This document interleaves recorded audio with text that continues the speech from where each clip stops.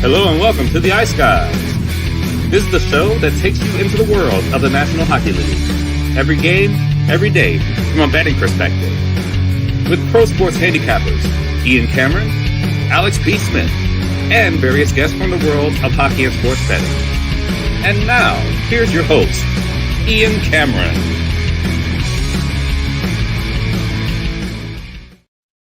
Welcome to the Ice Guys, Wednesday, November 15th. Ian Cameron with you. Alex B. Smith will be back tomorrow. He's getting his hair appointment. Unfortunately, one of the few available times was during the show. So Alex getting what I got a couple days ago. I got my hair cut a couple days ago. So he'll be back tomorrow for the busy Thursday card.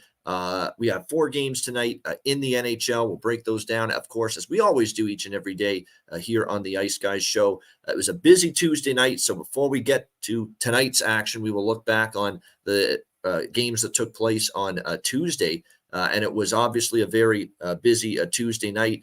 The Buffalo Sabres lost the game, and they lost more than that last night. Tage Thompson takes a puck in the wrist. You could tell right away it didn't look good. And Don Granato confirming after that game that Tage Thompson will miss significant time for the Buffalo Sabres. So obviously it's going to be an LTIR stint for him. Not what you want to see if you're the Buffalo Sabres. So a very tough night for Buffalo. And to be honest with you, a horseshit 48 hours for Buffalo as far as sports is concerned.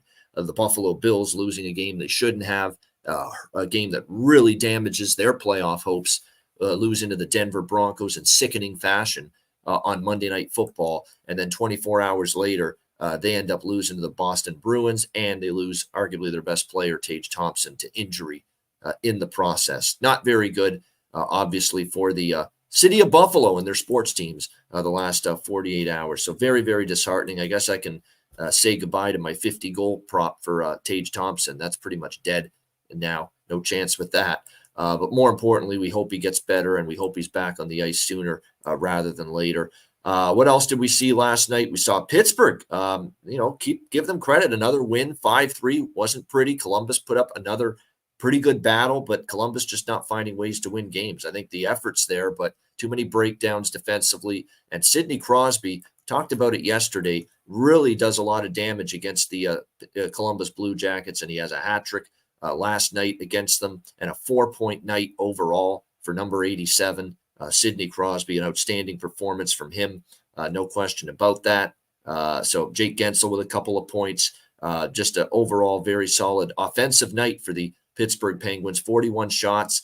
They have the potential nightly for Pittsburgh to be a dynamite offense. It's going to come down to Jari and net and being good defensively. They were good enough last night. I won't say they're great defensively, but they were good enough last night in that victory over the Blue Jackets 5-3. We did cash with the over, so I was happy to see that in that game. We saw the Flames 2-1 over the Canadians.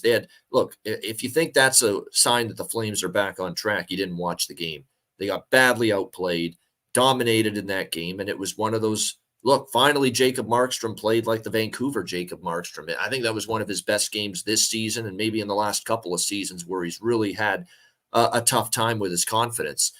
He was outstanding. He's the reason Calgary won. Okay, Montreal badly outplayed them in that game, and very, very frustrating as someone that had a piece of Montreal in the draw. And we should have had at least that game go to overtime, if not Montreal winning the game, because they badly outplayed the Flames in that game. So that's very fortunate here. Very unfortunate, but I'm not upgrading the Flames one bit after that game. Not at all. Credit to Kadri. He scored one of their goals. Connor Zary continues to be someone you want to look at for props. He scores another goal. I think that's his third now. He's had points in all but one game since he's been called up to the team. Another invisible man night, though, for Jonathan Huberdeau. No shots on goal, no points. And only played 15 minutes, took a bad penalty. He is lost right now. He is utterly lacking confidence. He's devoid of it right now for the Calgary Flames. There's zero confidence in Jonathan Huberdeau right now. And you would think that benched in the third period against Nashville maybe would have gotten him going. It hasn't changed one single thing. And in fact, you could argue it's maybe even gotten worse for him. So that's not good. And that's not exactly, like I say, an awe-inspiring a shot of confidence for Calgary that they won that game, because Montreal did outplay them quite a bit. All right, what else did we see last night? We saw, how about Vegas? Shut out by Washington 3-0. They just looked out of sorts, out of sync. It wasn't their best game. Wasn't their best defensive game either. And you could see that. But credit to Charlie Lindgren. Charlie Lindgren is making the case for more starts because, quite honestly, of late for the Capitals, Charlie Lindgren's played better than Darcy Kemper. So I think if you're Spencer Carberry, you're going to end up, maybe thinking of keeping this guy in net. He's actually been pretty solid, and nice shutout win. I think the match penalty, the game misconduct to Paul Cotter in the second period just for that hit on Kuznetsov, which you can't make that hit. It really zapped a lot of the, momentum, because I thought at that point, Washington was up 1-0 at the time, but I thought Vegas was really starting to control the play, and then that 5-minute penalty happens, and it really stunted the momentum that was starting to build for the Golden Knights, and Washington ended up, of course, getting that victory last night, 3-0, behind a pretty solid goaltending performance from Lindgren and timely goal scoring against Vegas. So not great start to the road trip for Vegas, but, Washington kind of validates, at least for now, the run they've put together. They've played some good hockey. They've won a few in a row, and this is by far the best team they've played during that stretch, and they found a way to get a win. So we'll see if Washington can keep this going. But right now, obviously, they have been better in their last several games. Arizona, Dallas, we were so close to the clean sweep in that game. Arizona plus Price, I took a shot with them. They had a 3-2 lead. They lost in overtime. The good news is I had the over for a bigger amount. I had the draw at a whopping price of plus 400. So it was very nice to see that come through last night in that Coyotes Stars game. Dallas with the 4-3 win. We mentioned Matt Duchene on the show yesterday. He has found his mojo with the Dallas Stars. What is that? 4 straight games with a goal. The overtime winner in the game last night against Arizona. So Matt Duchene, I'm telling you what. And look, they're still pricing him at a pretty good price. I mean, you could have gotten as much as plus 280 for Matt Duchene to score a goal. When Matt Duchene, is playing at his best, you're not often going to get plus 280. You're often going to get closer to plus 180, plus 200. So, it was a very good value prop for someone that's really starting to hit his stride here with the Dallas Stars. So that was a good game for me from a betting standpoint. Dallas it would have been even better if Arizona won, but Dallas gets the 4-3 win in overtime there. Quack, quack, quack, quack, quack, quack, quack, quack, quack, quack. The Anaheim Ducks, they did it again with the 3-2 win over the Nashville Predators last night. This team on the road, man, they don't blink, to steal a Mike Tomlin term. They've been absolutely fantastic. Road warriors. They simplify their game on the road. I thought, team defense was better. John Gibson was very good in net last night as well for the Anaheim Ducks in that game. So there was a lot to like for the Anaheim Ducks last night against the Nashville Predators. Timely goal scoring. Again, great contributions up and down their lineup. Another point for McTavish last night. Adam Henrique coming through, by the way, with the game-winning goal to give the Ducks the 3-2 lead late in the third period. Quite the night, too, on the blue line for Urho Vakanainen, a guy that was with the Bruins organization. He got a couple of apples, couple of assists on 2 of those goals. So absolutely outstanding win for the Anaheim Ducks. But, man, we're going to get to it later. Very, very tricky spot for them tonight. Back-to-back after a huge win like that in Nashville. You got to go to the thin air, high altitude of Denver, Colorado on a back-to-back. You know how really bad those spots have been historically. We'll see if Anaheim has anything left in the tank tonight against Colorado on the back-to-back. But a great win for them. They are now 5-2 on the road this year, this Anaheim Ducks team. What else did we see last night in NHL action? We saw the St. Louis Blues shockingly shut out Tampa Bay 5-0. That's back-to-back shutout losses for the Lightning. So disappointing to see the over go down to defeat the best bet yesterday on that, knowing that I would have said before the game, St. Louis scores 5 goals against Tampa Bay. We're cashing that over. But sure enough, Tampa Bay shut out, bageled, goose-egged by Jordan Binnington, 30-save shutout. I didn't feel like they'd got a ton of quality grade A chances. I think the Blues defended pretty well last night.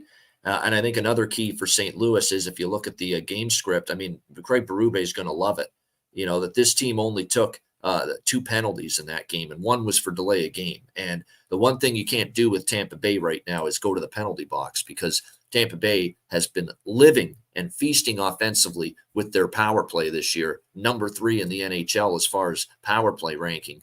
And St. Louis played the way you've got to play to beat the Tampa Bay Lightning. You got to stay out of the box. You got to play disciplined hockey. You can't give this team man advantage, power play opportunities. And the Lightning weren't able to get on the power play last night. And I'm concerned about this now with Tampa Bay. Okay, the lack of consistent 5-on-5 offense. Now, they're not a brutal 5-on-5 team offensively. They're still scoring a little bit, but man, a lot of this offense has been their power play. And so I think teams are starting to figure that out. Carolina was better, staying out of the box the other night when they shut out Tampa. St. Louis takes only the 2 minor penalties. And like I say, one of them is for delay of game, so you had to call it. They did a good job, and they didn't give Tampa Bay those power plays. So that seems to be the formula right now. You play a disciplined game and you stay out of the penalty box, you're going to have a chance to beat Tampa Bay. Johansson, again, 4 goals allowed, 28 shots. And this team really is struggling on the road. Once again, this is kind of like last year. Tampa Bay wasn't a good road team either last year. They're now 2-6 on the road after that loss last night to the St. Louis Blues. So not good right now for Tampa Bay. And I know they're continuing on this road trip. They're going to be in Chicago tomorrow night. They're going to be laying -185 in that game, and in revenge because they lost at home to Chicago last week. That being said, with their current form, being shut out in back-to-back games, with obviously no Vasilevsky, you've got weaker goaltending in net. Not with my money tomorrow night for Tampa Bay, -185 in that game, which we will talk about tomorrow on the Thursday show. Winnipeg with a nice 6-3 win. The Jets, man, this is remarkable to see what we were saying about Winnipeg before the season. Oh, they're going to trade away Scheifele and Connor and Hellebuck, and this is the start of a mini rebuild. And here are the Winnipeg Jets right now, as far as points are concerned, in the Western Conference. They are tied with Colorado with 18 points. So it's been a solid start for the Winnipeg Jets. A 6-3 win. The Devils' struggles just keep on continuing without their top 2 centers, Jack Hughes and Nico Hischier. I'm very disappointed I didn't take the Winnipeg side. Now, I was on the over last night, so I was happy to see that cash in that game, but I should have been on Winnipeg too. I just didn't love the price enough, -140 after. Actually, you know what? I should have put more on it is what I said, because I'm looking at my account. I did bet Winnipeg early at -130, but it was a small bet. It was something I probably should add more on it, because the writing's on the wall right now with New Jersey. They're really having a tough time without Hughes and Hischier. Defensively, they've struggled. Tons of breakdowns again. I mean, their defensive game without Nico Hischier. Nico Hischier is one of the better defensive centers in the league. We know that. But to see the way this team defensively has played without him on the ice, it's staggering. It has been absolutely bad right now to see how they've played defensively as of late. And Akira Schmid needs to be better. One of those shots, I think, the one that really put it away, I think he's got to save that. You can't let that puck go in, but it's more on the defense in front of the goaltending, not so much Akira Schmid. The Panthers, wow, that was more difficult for them than I think they wanted, but they get the 5-3 win against San Jose last night. Pretty weird game. It was 2-1 Florida, and then all of a sudden, bang, bang, San Jose with 2 quick goals to take a 3-2 lead, and you're thinking, uh-oh, Florida going to lose to San Jose? And nope, the lead did not last long, and it was 2 very quick goals the other way for the Florida Panthers to regain the lead 4-3, and then they ice it with an empty netter to get the 5-3 win in that game last night against the San Jose Sharks. So San Jose won those 2 games in a row to get themselves off the schneid, get their first 2 wins of the season, and now they've dropped 3 straight since then. So against Vegas, against Anaheim, and now against Florida last night. So coming back down to earth again as one of the worst teams in the NHL, the San Jose Sharks. All right, let's get into Wednesday's action. We'll begin with the first of the 2 TNT games tonight, the national TV TNT doubleheader. First game is Philadelphia and Carolina. We've got the Hurricanes -230, home favorites, or road favorites, I should say. No, I'm sorry, home favorites. I've got this mixed up here. We'll change the marquee. Yeah, Carolina's the home team here. -240 home favorites against the Philadelphia Flyers. The total in this game currently 6, shaded to the over in this one.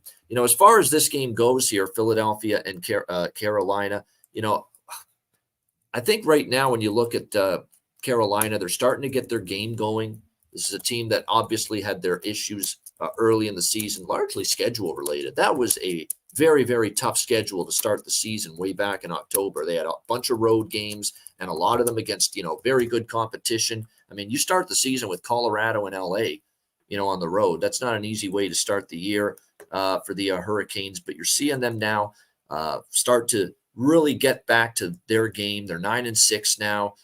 They've won 3 of their last 4. They've won 6 of their last 8, 6-2 their last 8 games.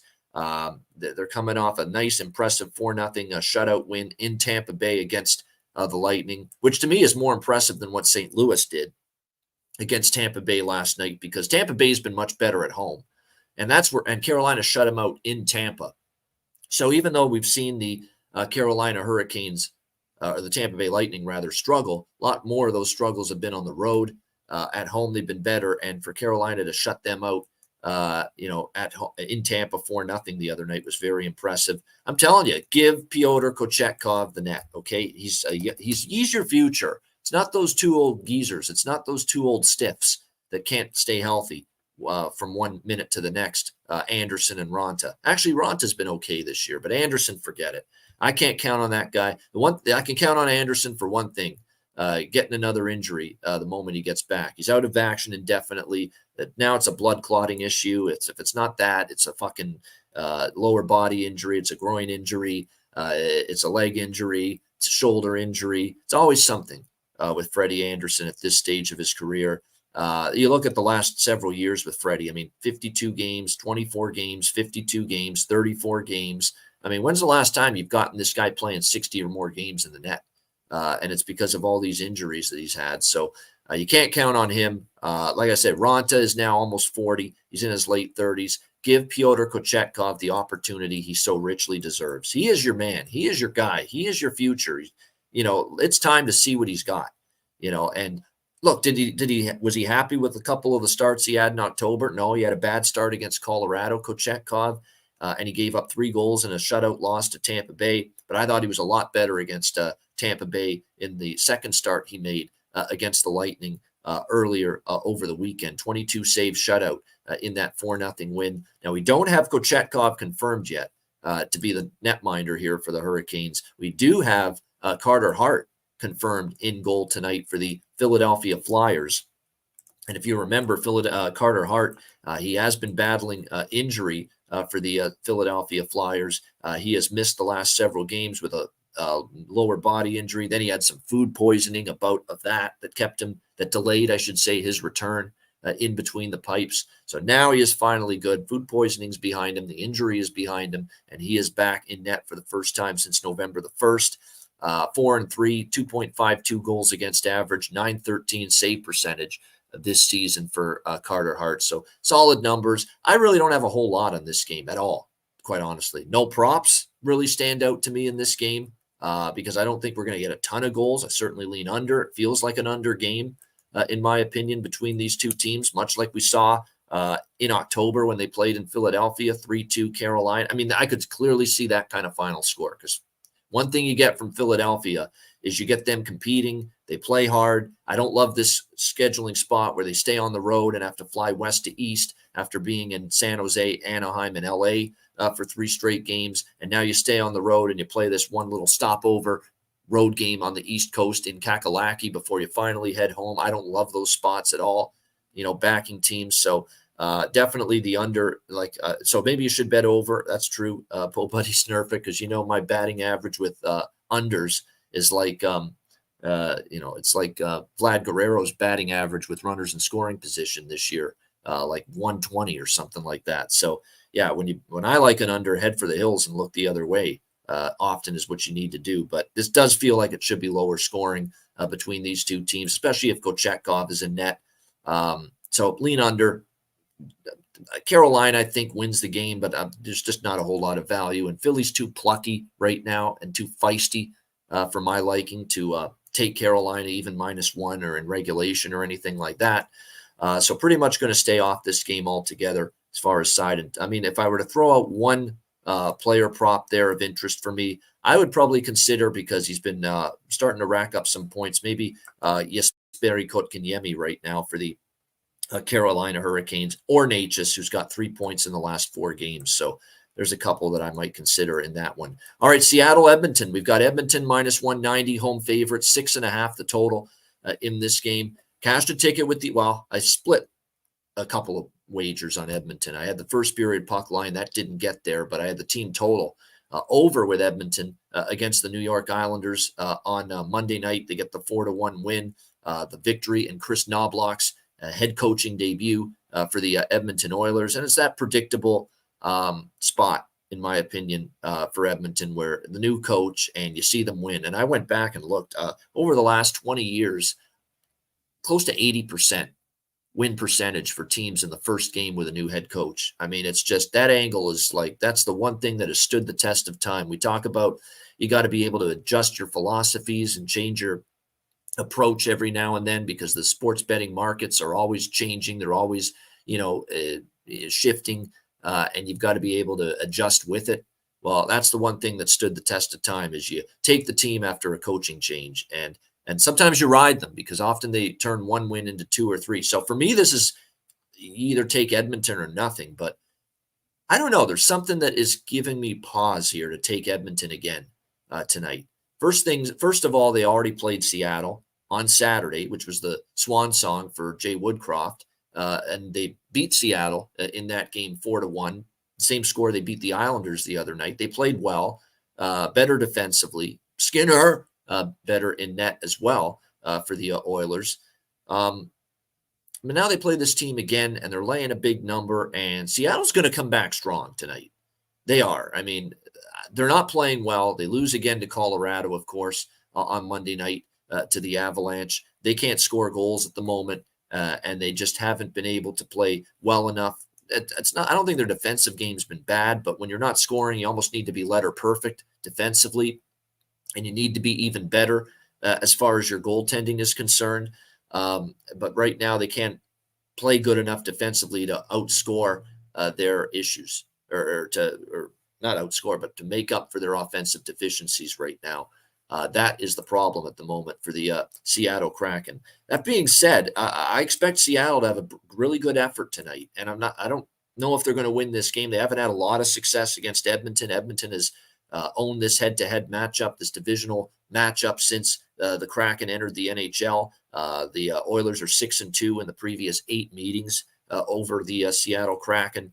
Seattle's struggling. Like I said, they've lost 4 of their last 5. Edmonton is a bet on or pass team for me right now, as far as backing them since the coaching change. I just don't feel like I'm rushing to it. If anything, I'll look at a team total for the Oilers again tonight, over 3.5, which you can get at minus 130. Close in that range is what you can find with the Oiler team total. I might go with that in this game, but other than that, I wouldn't be interested in minus 190 or the -1, or in regulation with Edmonton, anything like that. Now, there are some props that do stand out here in this game. And by the way, Joey Decord will once again be in net for the Seattle Kraken. He got the start against Colorado in the last game. Grubauer, it's going to be interesting, because Grubauer, I don't think he's injured. That's the funny part about this decision here by Dave Haxtell to go back to Joey Decord for this game against Edmonton. He is healthy, but they didn't love the way Grubauer played in his last start. They like Joey Decord. Now, the funny thing about Joey Decord is he's lost 4 straight starts. So they like him, but they haven't been winning with him. And they've decided we're going to go through it looks like they're going to save Grubauer to tomorrow against the Islanders. I just would have thought you give Grubauer this game against the Edmonton Oilers, but they decided to go with Joey Decord in net. He's 0-4 in his last 4 starts. Gave up the 5 goals against Colorado, 3 goals to Arizona, the 3 goals to Florida, 3 goals to Carolina, 4 goals before that to Detroit, 4 to Carolina. So, I think he's going to be good, but clearly he's a raw talent. He's someone that needs time to really hone his game and hone his craft at the NHL level.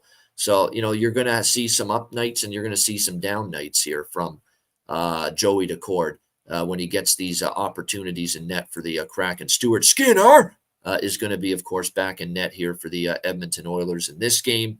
Dylan Holloway, by the way, very, very disheartening for Edmonton that he's on the injured reserve list now week to week with a lower body injury. Just when the kid is starting to percolate, show a little jam in his game, get on the score sheet, and now he won't be available until December the 10th at the earliest, moved to a long-term injured list. So all kinds of that's so disappointing for Edmonton, because I thought Dylan Holloway was just starting to show signs of the first round talent that he is based on where Edmonton drafted him. So yeah, I'm going to bet a little Edmonton team total over 3.5. Outside of that, I would look at props, and to me, the props that stand out are, I've tried to get, maybe Gagne. You still come back to the well with Sam Gagne, only because it looks like he's still going to be with McDavid and Nugent Hopkins on the top line. But there's no doubt you don't want to overthink it here and get too cute and just strictly look for value. If you're betting Edmonton props, you probably want to go with the hot commodities.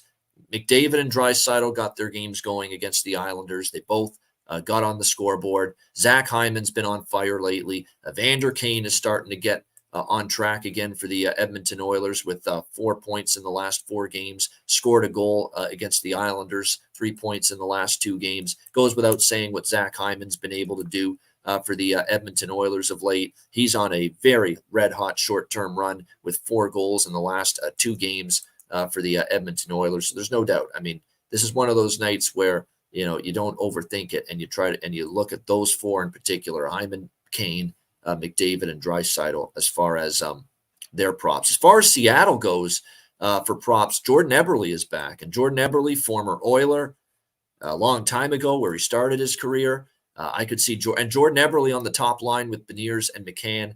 I think this is an opportunity here after missing the last 3 games due to injury for Jordan Eberle, the leg injury, to come back, be on the top line, and maybe help kickstart this Seattle Kraken offense. Maybe get him kickstarted as well, because he's been part of the problem with Seattle not being able to score goals. He's stuck on 1 goal this season. 1 goal, 3 assists. That's it. That's all so far from Jordan Eberle this year. So Eberle, though, tonight coming back into the lineup, playing on the top line, I could definitely make a case for him as far as finding the back of the net. Eeli Tolvanen on the third line. He's a consideration. He's scored 2 goals in the last 5 games, 4 points in the last 4 games for the Seattle Kraken.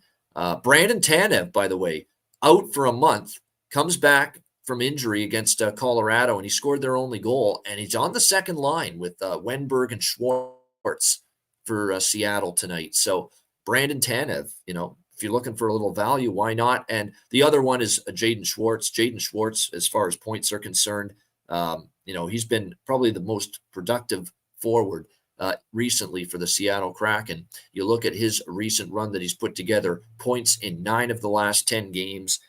He has a total of, let me just count it up here, 12 points in those games, and he has scored 4 goals in the last 5 games for the Seattle Kraken. So it's actually a very good prop game because I do think we will see some goals in it. The over 6.5. I'm talking myself into that as well. Decorda's given up at least 3 goals minimum in 4 or 5 straight starts now. And I know Edmonton played better defensively against not only the Islanders in their last game, first game for Knobloch, but also the Seattle game over the weekend. But Seattle's going to have Eberle back. They're shifting the lines around. I could see Seattle, desperate to get some offense going, really pushing the pace in this game. It's still an over series history for the most part, even though that Saturday game in the Emerald City between the Oilers and Kraken, the Saturday night game stayed under. That 4-1 win for the Oilers stayed under the total. Previously, before that game, it is still worth noting we saw the over cash at a 6-0-1 clip before that 4-1 result on Saturday night. So little Edmonton team total, little over 6.5 as well for me in this game. And those props I mentioned, probably just pepper the board a little bit with smaller scale wagers on some of those. All right, Anaheim, Colorado. We've got the Avalanche minus 310, home favorite, 6.5 the total in this game. look, Anaheim here is in a tough spot. Even I'll admit that. Although 5-2 on the road, this is normally where I want to back Anaheim. And look, we did see Colorado the last time they were at Ball Arena there in Denver against St. Louis. They got absolutely run out of their own rink by the St. Louis Blues on Saturday night. So I'm not saying anything's possible. Anaheim could win this game, especially with the way they play on the road, but it's just such a difficult scheduling and situational spot. It's one of the most difficult experiences a team on the road on a back-to-back will go through when you play the second leg of that back-to-back on the road in Denver against the Avalanche in that thin air and high altitude. It just takes a lot out of you. It feels like you're skating on fumes in this case, and I worry about that a little bit here for the Colorado Avalanche, or for the Anaheim Ducks tonight in this game. Obviously, we saw Gibson last night. Expected to see Lucas Dostal get the nod tonight in net for the Anaheim Ducks. Should be Alexander Georgiev once again for Colorado, but that hasn't been confirmed as of yet. He was better against Seattle, but he also only faced 19 shots. So it was a better effort from the team in front of him in that game. But I have not liked what I've seen out of Georgiev lately. I mean, prior to that better outing against Seattle, largely influenced by better defense in front of him, this guy gave up 6 to St. Louis in that 8-2 blowout loss at home, 3 to New Jersey, 7 to Vegas, lit up in that game, 3 to Buffalo, 4 goals in 3 starts before that against Pittsburgh, the Islanders, and Carolina. So this, I mean, definitely Georgiev's play has declined, has not been as good after a really strong first week or two of the season. So this is one where I could only look over the total personally with the Ducks and the Avs. I don't like that we got a fatigued Ducks team when you're talking about physical mistakes because you're tired. You could also think maybe we see some mental mistakes as well with the puck. That wouldn't shock me. If you look at series history, the over is 5-0-1 in the last 6 head-to-head meetings here in Colorado between the Ducks and the Avalanche. So it's just a really, really tricky spot. The back-to-back, the third and 4 nights as well. And you wrap it up with this thin air, high altitude, which just is like a punch to the gut, punch to your system, just knocks you for a loop. So very, very tough. Alex B. Smith, by the way, he sent me his card. He likes the draw here. I don't hate that. I don't. You know, Colorado to me is still, a team that do I have faith in them, being able to destroy this Anaheim team? I don't know, because this Anaheim team has just been so resilient on the road. And we've seen all these third period comebacks, another one from them last night against the Nashville Predators. They're never out of a game. So, and Colorado does not seem to be displaying to me that degree of dominance where I'm feeling comfortable that they're going to run away and hide, even though this is an obvious tough spot schedule-wise for the Anaheim Ducks. So, the draw, look, you're going to get a great price on that too, because you are talking about a team that's favored in the minus 300 range, like the Colorado Avalanche are in this game. So when you see the money line price in this kind of stratosphere, you know that if you're going to bet the draw, you're going to get some serious, and you cash with it, you're going to get some serious bang for your bucks. So we're talking plus 430 at FanDuel. How's that? I got to sprinkle something on that. And when it comes to draw bets, I respect what Alex delivers. If he likes a draw, it's usually for a good reason. He's the reason I started betting more draw wagers the last few years, more than I ever did before. And Alex really has that knack of knowing and timing it well as far as the draw is concerned. So, yeah, plus 430 is still there at FanDuel. I think I got to sprinkle something on that. I'd rather do that than take Anaheim plus 250. Because I could see Anaheim just somehow they gut this game out, even with the bad spot, being in the altitude on a back-to-back, gutting this out, getting it to overtime, relying on a young, talented goalie like Dostal, getting the goals against a struggling Georgiev right now for Colorado, and finding this way to get to overtime. And if you actually look at Ducks versus Avs, they did go to overtime last year in April in Anaheim. It was 5-4. In favor of the Avs in that game. And we have seen, we saw a 5-3 game. We saw a 2-0 game. We've seen competitive games between these two teams. That 5-3 game in Colorado last year with these two teams, by the way, that game was tied in the third period. And then Anaheim ended up winning that game 5-3 in Colorado, big underdog. But no, Anaheim's hung with this Colorado team. So the draw I'll sprinkle on at plus 430. It's just the prices for how just bloody feisty and resilient and just tough as nails to this Ducks team has been, especially away from home. That's worth a look here as far as I'm concerned, that plus 430. I do like the over in this game as well, over 6.5 here at around even money. And that's about it as far as side and total. For props, I wouldn't talk anyone out of the usual suspects. McTavish, who, look, we're starting to finally get worse prices with him, but the point streak's been amazing. 9 assists, 7 goals, 16 points already this season for Mason McTavish. It's been very impressive to see. So keep an eye on that. Might be worth a look there. Once again, as usual, as far as props go. For Colorado, here's a couple that stand out. Nichushkin, last game, got elevated in the lineup. He ended up scoring the 5th and final goal against Seattle the other night, and you can get Big Val Nichushkin. He looks like he's going to be with McKinnon and with Rantanen here tonight in the game. And even Jonathan Drouin, who also got elevated to the top 6 forward group against Seattle, and he scored his first goal of the season against the Seattle Kraken the other night, and he's now got a point in back-to-back games. So I think if I'm going to look at 2 players on the Colorado side, Drouin, back-to-back games with a point and scored against Seattle, his first goal of the year.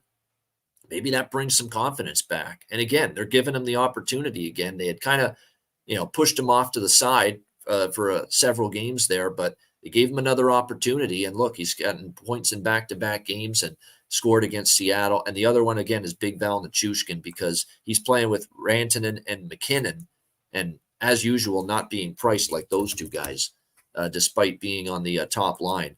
Just to give you the comparison, obviously, when it comes to McKinnon, the goal prop for him is going to be, minus 120, assist prop plus 190. So that's McKinnon. Rantanen, the goal prop is minus 125. The assist prop is minus 130. But Big Val Nichushkin, Valeri Nichushkin, who's on that same line, plus 210 for him to score a goal and plus 135 for him to get an assist. So the goal price is better with Val.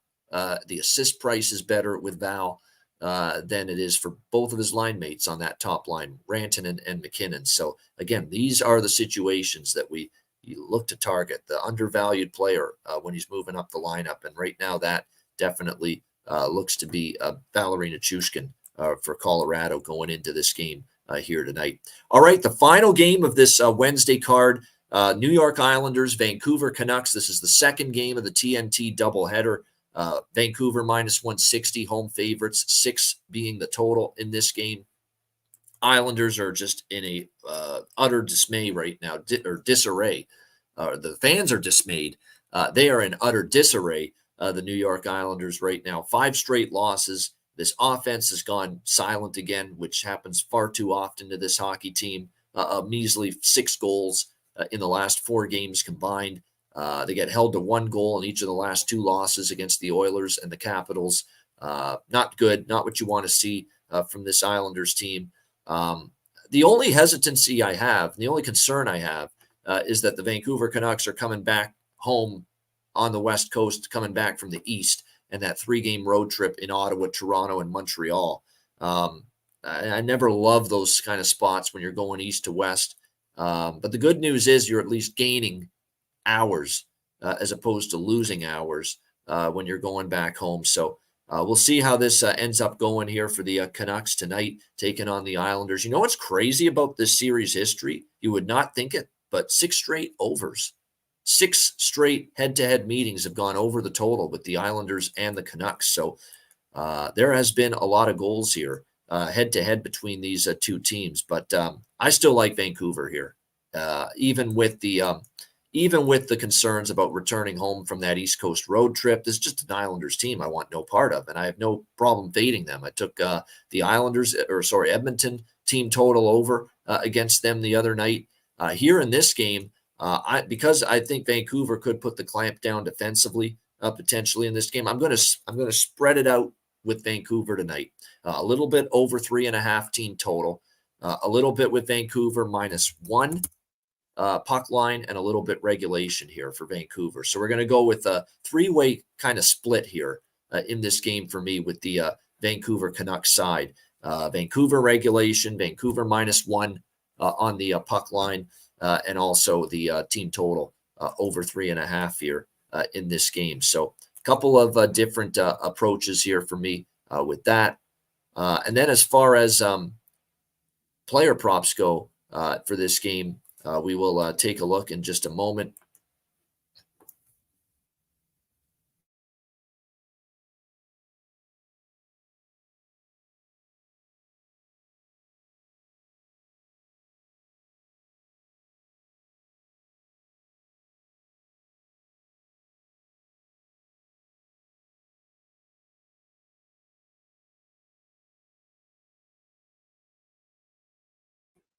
All right, sorry about that. We are back. All right, little technical difficulties there, but we are back. Yeah, so just to finish what I was saying before, I'm going to do a even split through three different Canuck looks here tonight. The team total over 3.5, Vancouver -1 on the puck line, and also Vancouver in regulation. Again, Vancouver in regulation right now, you can find it as what good as +110 at Pinnacle, and that Vancouver -1 at +110 as well. So you get plus money with both Vancouver in regulation and also Vancouver -1 here in this game. So I like those two looks in this one. I just, even with the spot concerns for Vancouver, this is just, to me, an Islanders team that's dismal right now.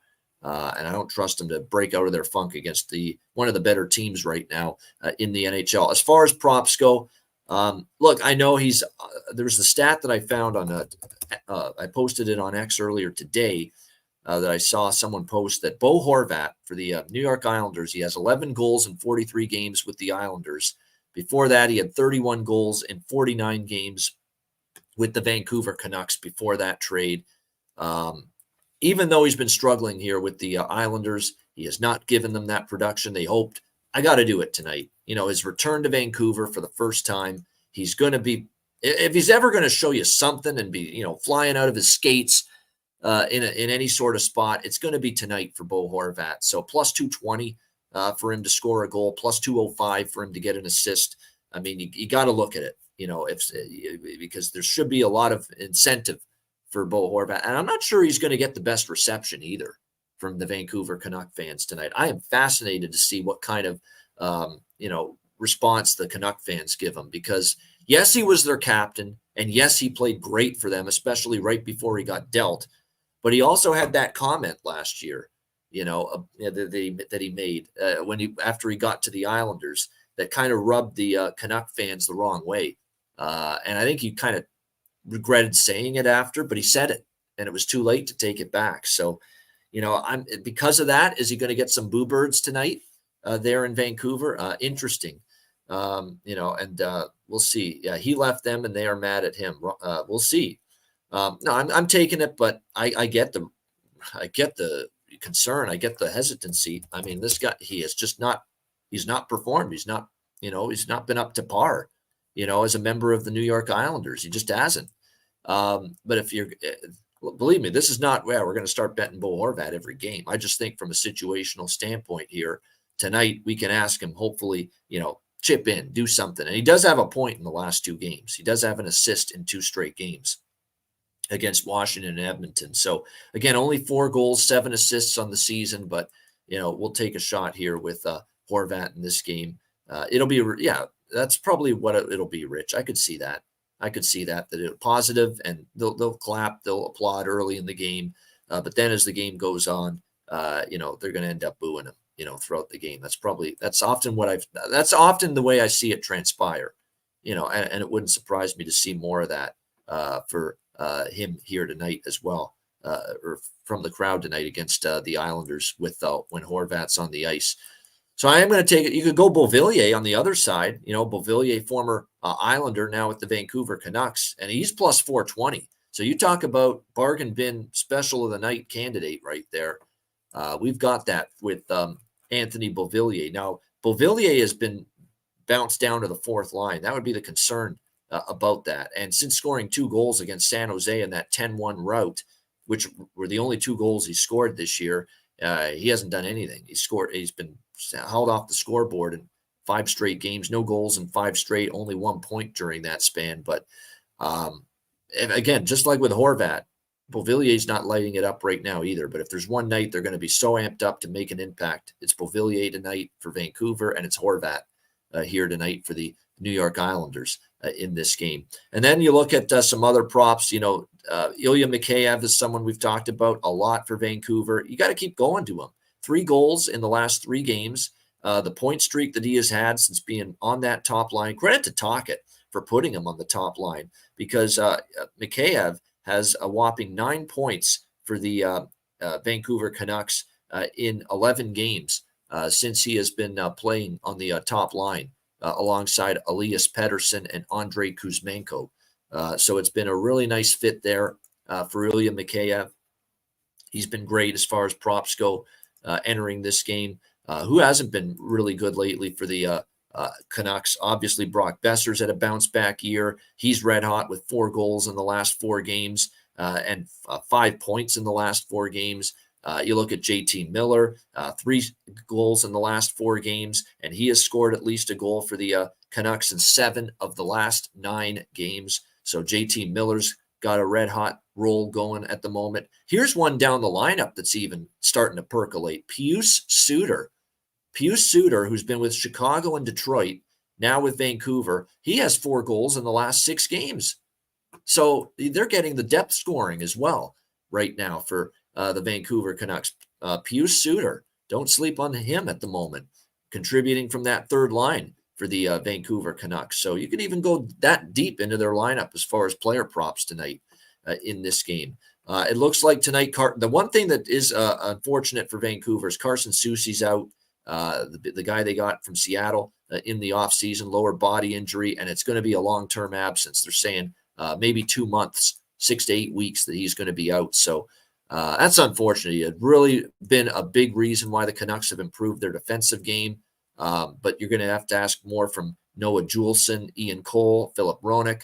Quinn Hughes obviously already plays a shit ton of minutes, so play more now.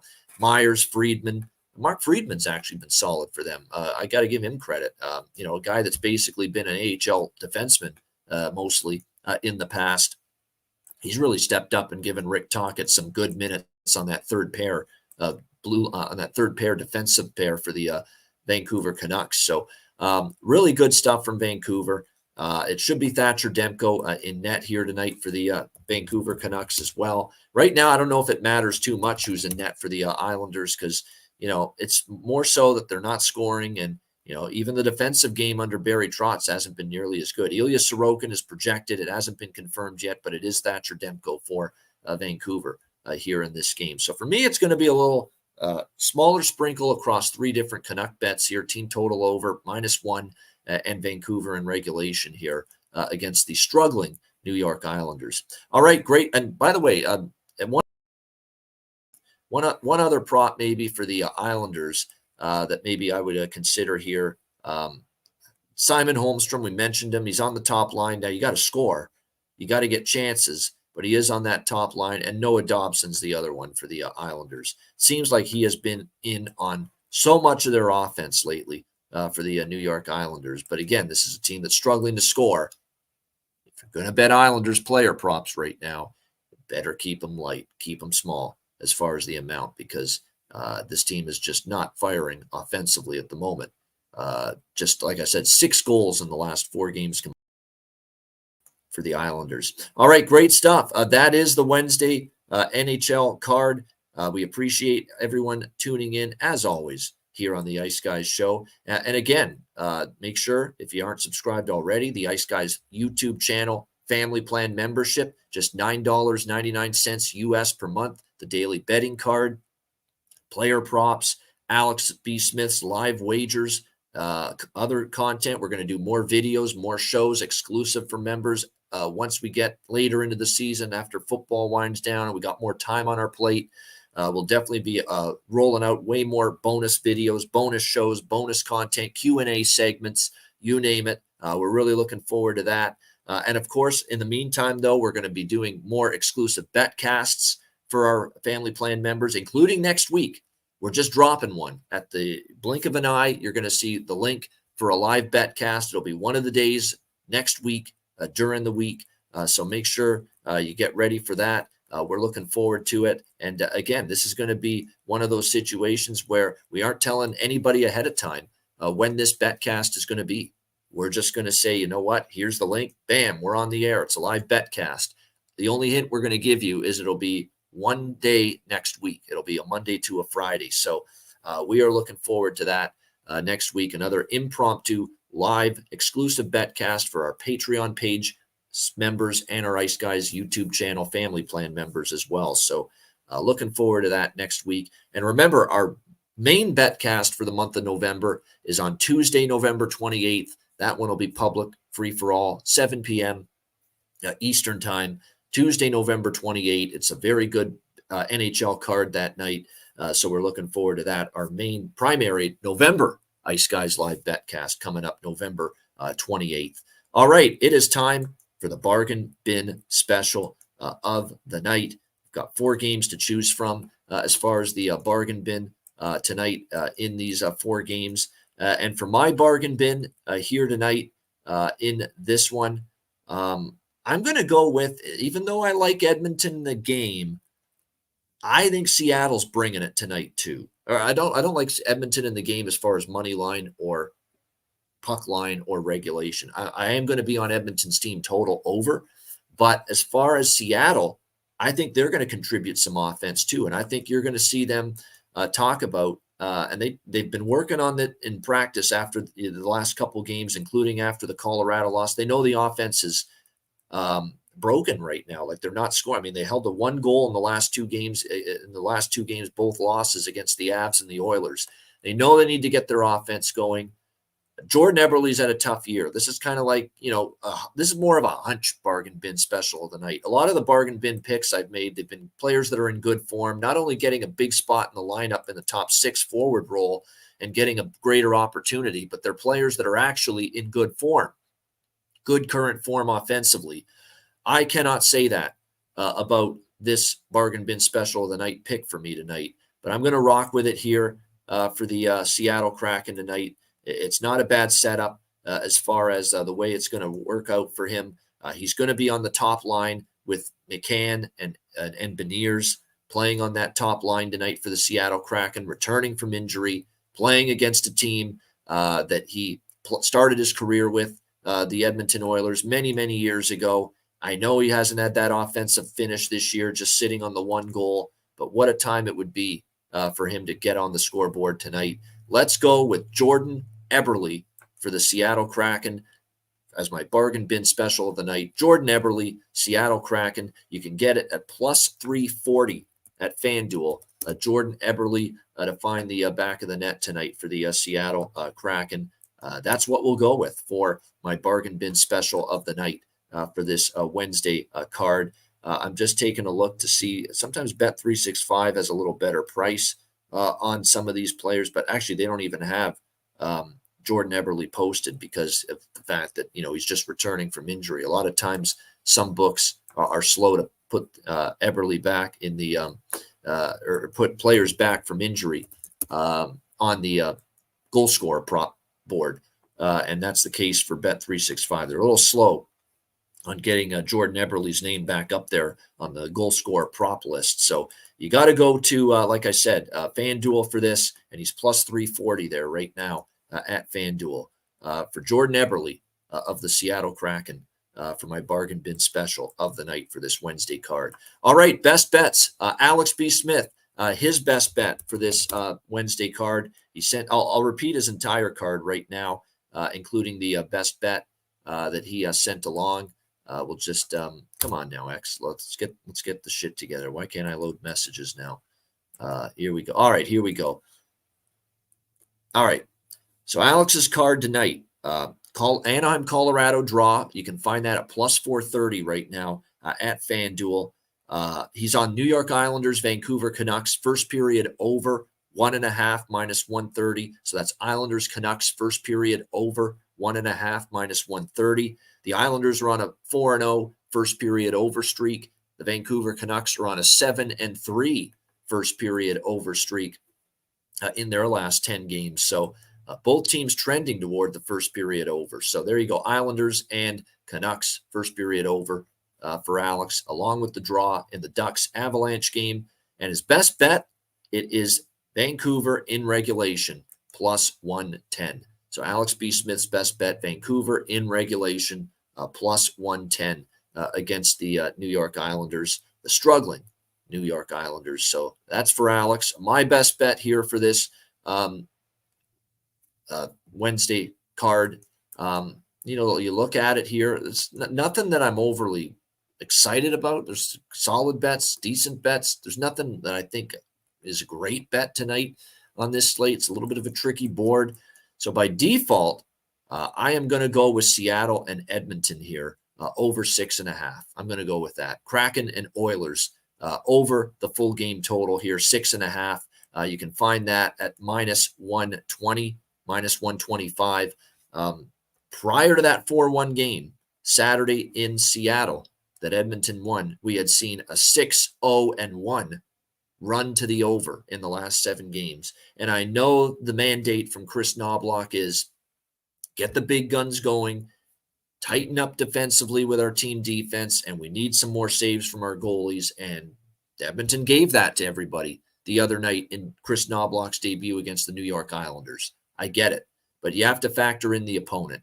The opponent was the New York Islanders, who can't put the fucking puck in the ocean right now. So we can't overreact to that game and say, wow, everything's fine now with Edmonton defensively, when we've seen a body of work for a whole month where this team has been a nightmare in their own end, giving up odd man rushes, goaltending not consistent enough night in and night out. We need more evidence against what we think should be a better offense. Now, the Kraken haven't been scoring goals either, so maybe the Oilers can shut them down, but I'm going to dare them to.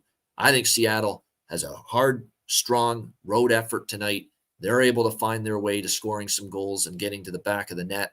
And on the flip side, I expect Edmonton, with this recharged group now with the coaching change, with McDavid and Draisaitl finally contributing against the Islanders. They're getting great performances from Hyman and Kane now as well.